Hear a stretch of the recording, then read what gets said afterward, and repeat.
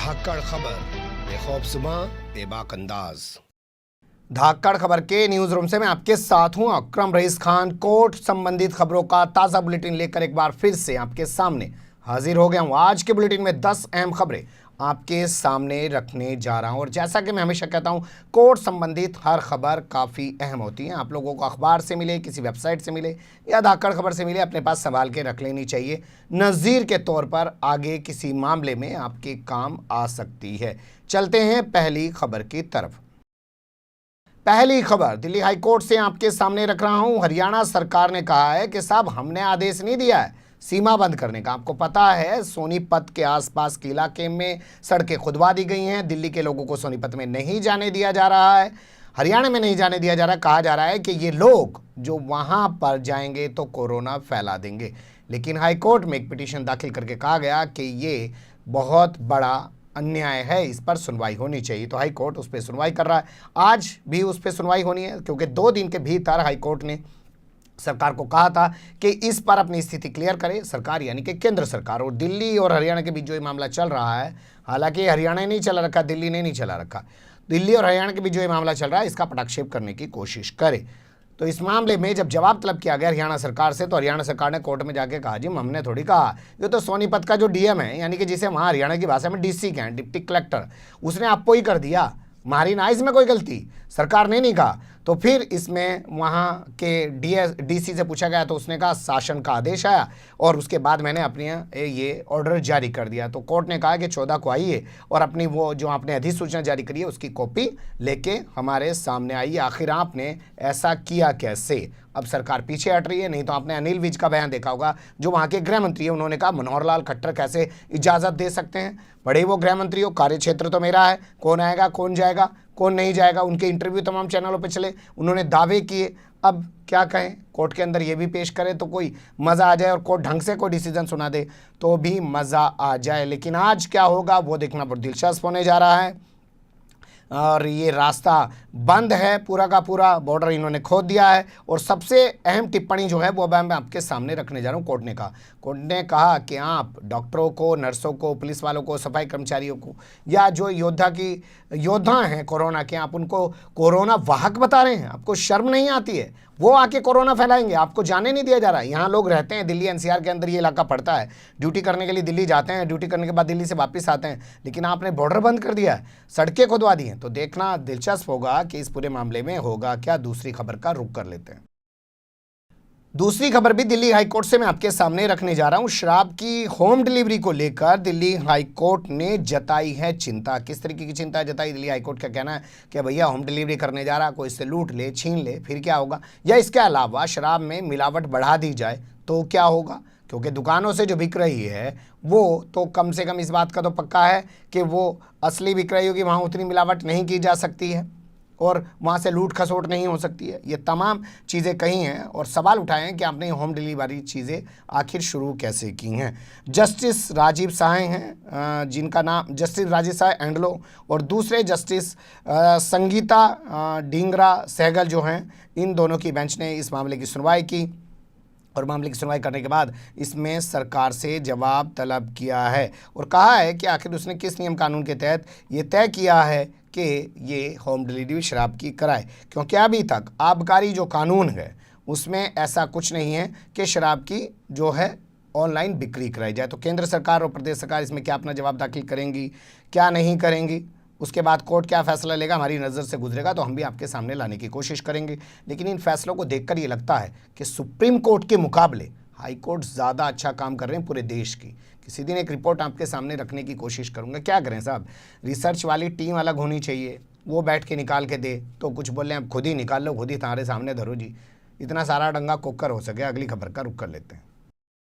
Home quarantine period आगे नहीं बढ़ाया जाना चाहिए, और बढ़ाया जाना चाहिए तो जिन लोगों को होम क्वारंटाइन किया गया है उनको बताया जाना चाहिए क्यों ऐसा किया जा रहा है। दिल्ली हाई कोर्ट से ही खबर है। जस्टिस श्री हरिशंकर वाली जो बेंच थी उसने इस मामले पर, कोरोना वायरस वाले मामले पर बहुत बड़ी टिप्पणी की है, बहुत बड़ा इन्होंने एक तरीके का जजमेंट दिया है।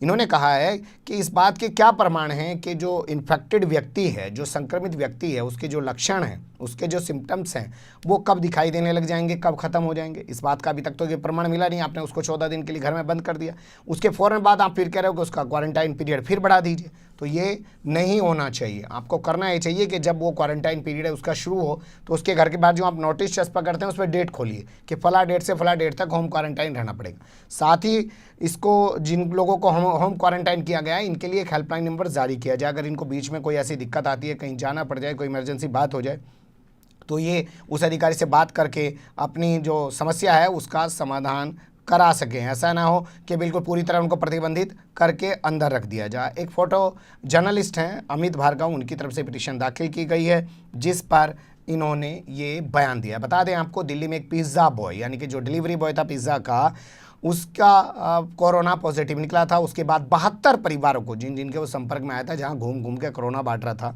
यानी कि मतलब पिज़्ज़ा बांट रहा था, कोरोना नहीं बांट रहा था। तो उस दौरान जो जिनके संपर्क में वो आया था उन सब लोगों को होम क्वारंटाइन कर दिया गया था। 14 दिन का उनका टाइम पूरा हो गया। उसके बाद फिर उनको कहा कि आगे फिर रहो, क्योंकि भैया चल रहा है, मौका मिल जाए। जैसे मैं आपसे हमेशा कहता हूं कि ऑर्डर जारी हुआ सरकार से कि कुत्ते पकड़ के लाए पुलिस जाके लोमड़ को भी पकड़ के ले गई। लोमड़ के परिवार वाले थाने पहुंचे, साहब ये तो लोमड़ है। थानेदार ने कहा भाई अब तो देर होगी भाई, अब तो थाने में चालान कट गया इसका, अब तो तुम्हें कोर्ट जाना पड़ेगा। कोर्ट में कई महीने बाद जाके मामला ट्रायल पे आया। जब ट्रायल पे आया तो वहाँ वकील खड़ा हो गया। वकील ने कहा कि साहब पुलिस को कुत्ते पकड़ने का ऑर्डर हुआ था, ये लोमड़ क्यों पकड़ रहा है, ये तो हमारा लोमड़ है। तो सरकारी वकील ने कहा साहब ये तो लोमड़ कह रहे इसे, लेकिन ये तो दिखता कुत्ते जैसा है, इसके कान भी है, 4 पैर भी हैं, पूंछ भी है। तो जज ने कहा अच्छा ठीक है भाई मेडिकल जांच करा लो इसकी। फिर तारीख पड़ेगी, फिर उसके बाद मेडिकल जांच आई तो लंबा टाइम लग जाता है। ये स्टाइल होता है पर पुलिस का कि ऑर्डर किया गया कुत्ते पकड़ने का, वो लोमड़ भी पकड़ ले। क्वारंटाइन करने के लिए कहा गया उन लोगों को जिनको क्वारंटाइन की ज़रूरत है, लेकिन जिसे चाहे 14 दिन का भी कराइए, उसके बाद का भी कराइए और जितना मर्जी उतना कराइए। रोकने वाला कौन है? अब तो लाठी चल रही है ना जी, जवाब तो कोई दे नहीं रहा। अगली खबर का रुख कर लेते हैं। मुंबई से सुरक्षित अपने घरों तक लाए जाएं उत्तर प्रदेश के मजदूर। आपने कल तस्वीरें देखी होगी कि बहुत सारे मजदूर 2 रेलवे स्टेशन पर पहुंच गए और उन्हें खबर मिली थी कि गोरखपुर के लिए ट्रेन चलने वाली है, लेकिन वहां बाद में पुलिस ने पहुंच के लाठीचार्ज किया, उनको वहां से भगाया। तो अब इस मामले को लेकर मुंबई में रहने वाले उत्तर प्रदेश के वो एडवोकेट हैं, नाम है उनका सगीर अहमद खां। उन्होंने सुप्रीम कोर्ट में पिटीशन दाखिल की और उन्होंने कहा साहब जो भी लोग मुंबई और आसपास के इलाके में रह रहे हैं, संत कबीर नगर के और बस्ती के, दोनों ज़िले ये उत्तर प्रदेश के आते हैं, इन लोगों को उनके घरों तक भेजने के लिए स्पेशल ट्रेनें चलाई जाएं। अब बताइए जो ट्रेनें चल रही हैं तो आखिर वो किन के लिए चल रही हैं, इनके लिए क्यों नहीं चल रही, सुप्रीम कोर्ट क्यों जाना पड़ रहा है? तो इसलिए तो मैं कहता हूँ ना जी, ऐलान पे मत जाइए कि मोदी जी ने ऐलान कर दिया 20 लाख करोड़ का। यही तो होता है, हमेशा एक लाइन दे दी जाती है और उसके आसपास देखा होगा 5 ट्रिलियन इकोनॉमी, एक लाइन दे दी, फिर सर्जिकल स्ट्राइक एक लाइन दे दी, फिर कहा 300 मार दिया वहाँ पे, फिर कहा 600 मार दिया वहाँ, फिर कहा एयर स्ट्राइक, एक लाइन दे दी जाती है और उसके आसपास पूरा मीडिया घूमने लग जाता है, लोगों के दिमाग में ठूसने लग जाता है। अगली खबर का रुख कर लेते हैं। गुजरात के मजदूरों की दुर्दशा पर वहां की हाईकोर्ट ने स्वतः संज्ञान लिया है, यानी कि स्वमोटो कॉग्निजेंस लिया है। क्यों लिया है वो थोड़ा देख लीजिए। हाईकोर्ट का कहना है कि हम ऐसी तस्वीरें देख रहे हैं कि अब पूरी तरह कर्फ्यू कर दिया गया। आपको पता है आजकल अहमदाबाद में ज़्यादा चीज़ें मिल रही हैं कोरोना से पॉजिटिव। वो तस्वीरें भी शाहपुरा की आपने देखी होगी, पुलिस वालों का तांडव कैसे मार रहे हैं गर्भवती महिलाओं को, कैसे मार रहे हैं विकलांगों को। तो वहाँ पर अब स्थिति ये हो गई है कि पूरी तरह कर्फ्यू लग गया है। तो हाईकोर्ट का कहना है कि अब खबरें ऐसी आ रही हैं कि पहले तो कुछ एनजीओ वाले, कुछ समाज सेवी लोग इनकी मदद भी कर रहे थे मजदूरों की, लेकिन अब वो भी नहीं कर पा रहे हैं क्योंकि पूरी तरह लॉकडाउन कर दिया गया। तो मजदूरों के सामने भूखे मरने की स्थिति है और वो घरों से बाहर निकल कर प्रदर्शन कर रहे हैं, अपने घरों तक जाने की जिद कर रहे हैं, तो पुलिस उन पर लाठीचार्ज कर रही है। हम ये नहीं कहना चाहते कि सरकार कुछ नहीं कर रही है, सरकार बहुत कुछ कर रही है, लेकिन जो स्थिति मजदूरों की दिखाई दे रही है वो बहुत ही भयावह है। ये इन्होंने संज्ञान लिया है और इस पूरे मामले में सरकार से जवाब तलब किया है कि सरकार क्या ऐसी व्यवस्था बना रही है कि मजदूर भूखे ना रह सकें। जस्टिस JB प्राधिवाला और दूसरे जो हैं जस्टिस इलेश J बोरा, इनकी बेंच ने इस मामले की सुनवाई की, स्वतः संज्ञान लिया अखबारों में और टीवी चैनल पर प्रसारित हुई खबरों के बाद और पूरे मामले में सरकार से जवाब तलब किया है। सूरत में भी मजदूरों का ऐसा ही हाल है, वहाँ पे भी खूब लठ बज रहा है। दबा के लठ तोड़ो, मजदूर है, गरीब पे तो खूब लठ बजा लो ना, किसी अमीर के मार के दिखाओ पुलिस वाला, जब पता चलेगा 56 इंच का सीना ले रहा कि नहीं ले रहा। अगली खबर का रुख कर लेते हैं।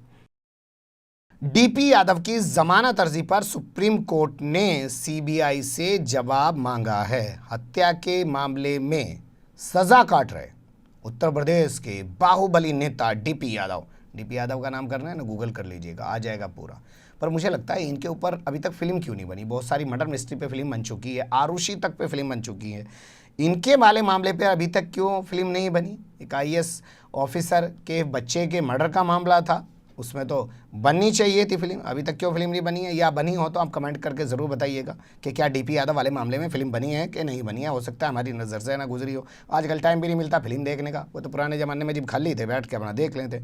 तो इनके मामले में इन्होंने कहा है साहब मेरी सर्जरी हुई भी है, यानी कि मेरा ऑपरेशन हुआ है, उससे मैं परेशान हूँ, मुझे कई तरह की और बीमारियां हैं, मुझे ज़मानत दी जाए। और वैसे भी कोरोना पीरियड चल रहा है, सबको छोड़ा जा रहा है, तो मुझे क्यों नहीं छोड़ा जा रहा, मुझे भी छोड़ा जाए।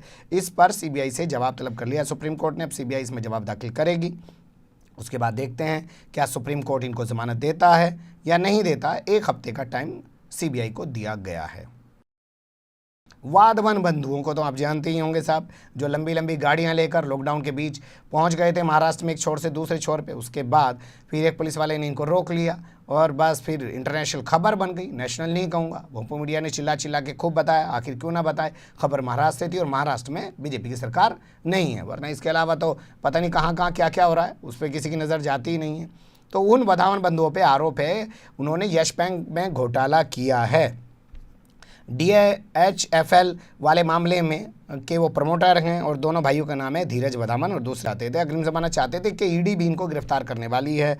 तो इनका मानना था कि सीबीआई से बचेंगे तो ईडी गिरफ्तार करेगी, तो पहले ही उससे अग्रिम जमानत यानी कि एंटीसिपेटरी ले लेकिन कोर्ट ने इनको झटका दिया और इनको कोई सी भी जमानत देने से इनकार कर दिया। अब अगली खबर का रुख कर लेते हैं जो काफ़ी महत्वपूर्ण है, दिल्ली हाईकोर्ट से आ रही है।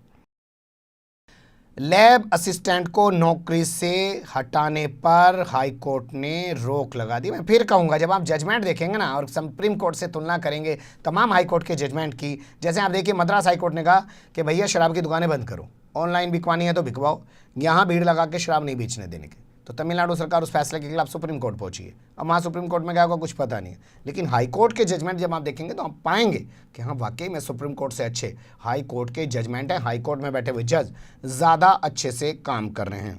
दिल्ली राज्य स्वास्थ्य मिशन के तहत कॉन्ट्रैक्ट जो था वो रिन्यूअल नहीं हो पाया, तो उसके चलते जो लैब असिस्टेंट है उसको नौकरी से हटा दिया गया। लैब असिस्टेंट पहुंच गया हाई कोर्ट, कहने लगा साहब एक बात बताओ, कोरोना चल रहा है, ऐसे में तो डॉक्टर नहीं मिल रहे, नर्स नहीं मिल रहे, स्टाफ नहीं मिल रहा है मेडिकल, अरे ये लोग नौकरी पे से हटा रहे।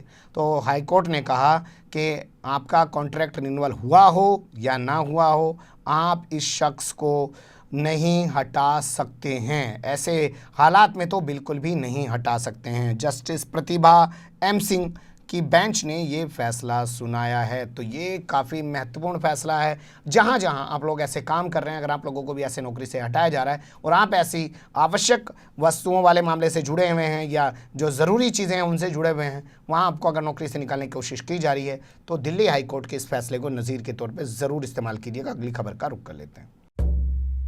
बीमा योजना में बदलाव से पहले बीमा कंपनियों को धारक को जानकारी देनी पड़ेगी। अब तक क्या होता था कि हमने बीमा करा लिया, बीमा कंपनी ने बीच में पॉलिसी बंद कर दी या उसमें कुछ भी बदलाव कर दिया, अपनी मर्जी है जी, कौन कुछ कह सके। बीमा कंपनी ही तो कमा रही इस वक्त देश में, क्योंकि डर दिखाओ पहले। वो कहता है ना जैसे आपके बाद आपके बच्चों की सैलरी, आपके बच्चों की फीस कौन देगा, आपकी बीवी का ख्याल कौन रखेगा, आपके परिवार का ख्याल कौन रखेगा, तो इसलिए फ़ौरन अभी टर्म लाइफ इंश्योरेंस लीजिए। अरे बीमा बेच रहा है कि मौत बेच रहा है, सोचिएगा कभी इस बारे में भी। वैसे मैं भी बीमा एजेंट रहा हूँ, 3 साल रहा इस पत्रकारिता में आने से पहले, तो हम लोग भी, लेकिन हम लोग इस तरीके से बिल्कुल डर दिखा के नहीं कि भाई कल को तुम मर जाओगे, तुम्हें कुछ हो जाएगा, तो अपने परिवार को सिक्योर कर लो। तो क्या ऐसे परिवार सिक्योर होंगे, ये सोचिएगा, ठीक है। तो स्वास्थ्य हो चाहे मेडिकल वाली पॉलिसी हो, जैसे भी पॉलिसी हो, अगर उन पॉलिसियों में बीमा कंपनियां किसी भी तरह का कोई बदलाव करती हैं, कोई चेंजिंग करती हैं या उन पॉलिसियों को बंद करती हैं, तो अब उससे पहले उनको इसके बारे में अपने धारकों को, यानी कि जो बीमा होल्डर्स हैं उनको जानकारी देनी पड़ेगी। ऑर्डर जारी किया IRDA ने, insurance regulatory development authority IRDA ने ये आदेश जारी किया है, जिसके बाद माना जा रहा है कि धारकों को बड़ी राहत इस फैसले से मिलेंगी। इसमें बहुत सारी चीज़ें हैं, इसको आपको विस्तृत रूप से जानना समझना चाहिए, पढ़ना चाहिए जो लोग पॉलिसी लेते हैं। IRDA भी एक तरीके की कोर्ट ही है, जो बीमा कंपनियों से जुड़े हुए मामले सुनती है। तो मैं इसको कोर्ट ही मान के आपके सामने बुलेटिन में शुमार किया हूं खबर को। अगली खबर यानी कि आखिरी खबर का रुख कर लेते हैं। आरोग्य सेतु ऐप को डाउनलोड कराने पर रोक नहीं लगा सकते हैं, यह कहना है केरल हाईकोर्ट का। जस्टिस अनुशी बर्मन और जस्टिस M.R. अनीता की बेंच ने ये कहते हुए एक शख्स द्वारा दाखिल की गई पिटीशन को खारिज कर दिया। उस शख्स का कहना था कि साहब सरकार ने कह दिया है जितने भी सरकारी कर्मचारी अधिकारी हैं सब अपने मोबाइल के अंदर आरोग्य ऐप डाउनलोड कर लें, लेकिन इस पर रोक लगाई जानी चाहिए। ऐसा करने के लिए विवश नहीं करना चाहिए। आपने देखा होगा कल सुप्रीम कोर्ट के एक रिटायर्ड जज का भी बयान आया था। उन्होंने भी कहा था कि सरकार किसी पे दबाव नहीं बना सकती है। पर भाई ये तो नरेंद्र मोदी सरकार है, कुछ भी करवा सके जी। हैं, नोटबंदी जिब्चा करवा दे, जिब्चा GST लगा दे, जिब्चा क्या नाम है रात को 8 बजे आके कुछ कर दे, वो इसकी मर्जी है, इसे कौन रोक सके। तो कोर्ट ने इनकार कर दिया सुनने से। यही थी कुल मिला के 10 खबरें। बने रहिएगा धाकड़ खबर के साथ। फिलहाल कमेंट्स के रूप में आप लोग अपनी राय दे सकते हैं, खबर को लाइक कर सकते हैं, चैनल को सब्सक्राइब कर सकते हैं। मुंडी इंडा हिला के बोल रहा हूँ तो थोड़ा सा और ज़्यादा कर सकते हैं और ज़्यादा से ज़्यादा हमारी खबरों को शेयर कर सकते हैं। फिर ऐसे ही किसी सुलगते हुए या उलझते मुद्दे लेकर मैं आपके सामने हूँगा हाजिर। फिलहाल अभी मुझे दें इजाज़त।